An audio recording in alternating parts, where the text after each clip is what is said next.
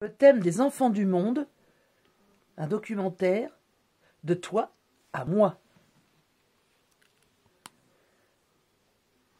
Voici une carte de toi à moi. Bien à l'abri, dans un long châle sur le dos de sa maman, cet enfant du Népal peut la suivre partout. À cause des colliers qu'elles doivent porter, cette Thaïlandaise et sa maman sont appelées des femmes girafes.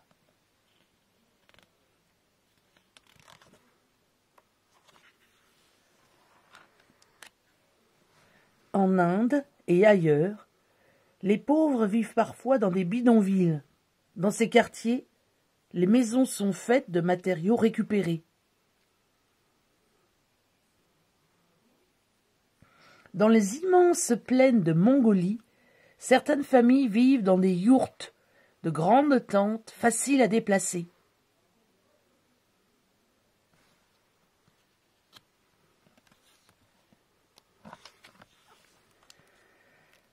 Cet enfant d'Afghanistan vit lui aussi dans une vaste tente. Il est à peine âgé d'1 an et boit déjà comme un grand. En Équateur, comme dans beaucoup de pays chauds, on se régale de fruits très sucrés.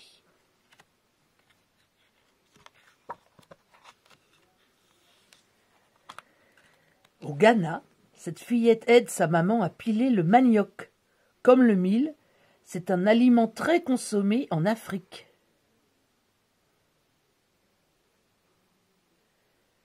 Et là, nous sommes en Chine. Que de plats délicieux! À l'occasion d'une fête, ces petites filles chinoises sont bien décidées à tout goûter. Et regarde leurs habits tout colorés. Attention. Au Pérou, le lama sert à tout. Il est utilisé pour se déplacer et on peut aussi faire de jolis bonnets avec sa laine.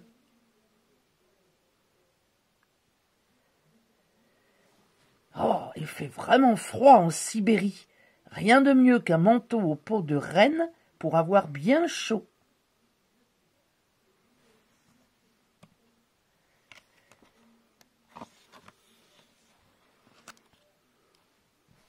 Et maintenant, le transport. Sur un buffle au Vietnam, dans un panier en Birmanie, à cheval à Cuba, à vélo au Laos, en carriole en Chine, en route.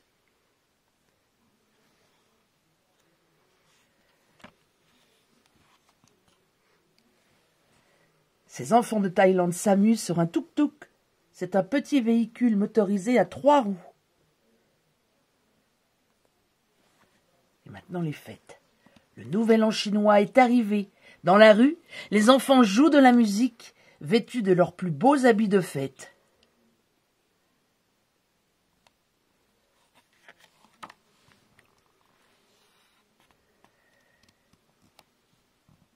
En Papouasie-Nouvelle-Guinée, il est de tradition de se maquiller pour de grandes occasions, même chez les garçons.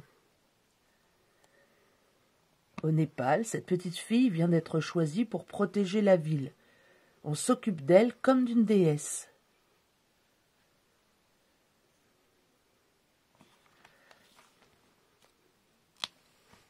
Les jeux. En Chine, on peut s'amuser aux jeux vidéo dans la rue. Une table bricolée, quelques fils électriques, et c'est parti. Et voici le plus grand square du monde, dans les plaines de Bolivie. Il y a de la place pour installer des toboggans.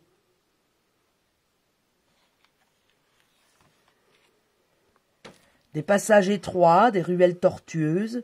Dans cette ville du Maroc, il est facile de jouer à cache-cache ou à la marelle. En Papouasie-Nouvelle-Guinée, il n'y a pas mieux qu'une pirogue pour voguer et s'amuser sur les flots. Regarde comme l'eau est claire. Pour aller à l'école dans leur petit village du Ghana, ces 2 enfants doivent apporter leurs chaises. Et 1, 2, 3, toujours au Ghana, en Afrique, c'est maintenant l'heure de la gymnastique.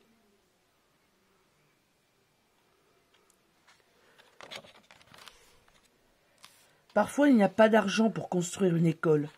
Alors, dans ce village du Kalahari en Afrique, on s'installe dehors. Et un grand tableau peut être dressé n'importe où. Au Pakistan, ces enfants étudient face aux hautes montagnes.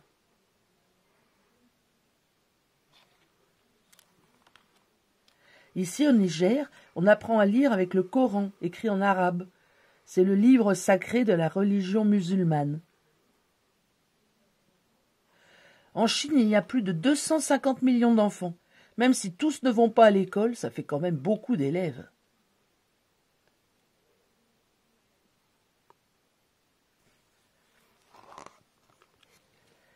Pour avoir de l'eau potable, cette fillette des Philippines doit venir la chercher loin de sa maison, avec de gros bidons. En Inde, il fait souvent très chaud. Alors un robinet suffit pour prendre une bonne douche.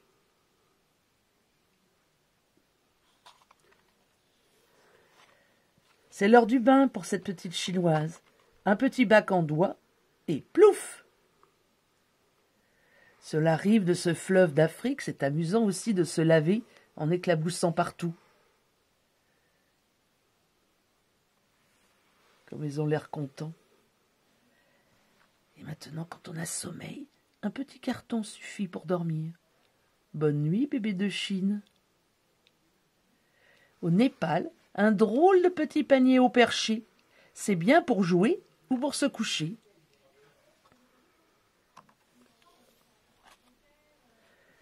Que regardent tous ces élèves d'une école au Kenya? Peut-être toi, enfant du monde?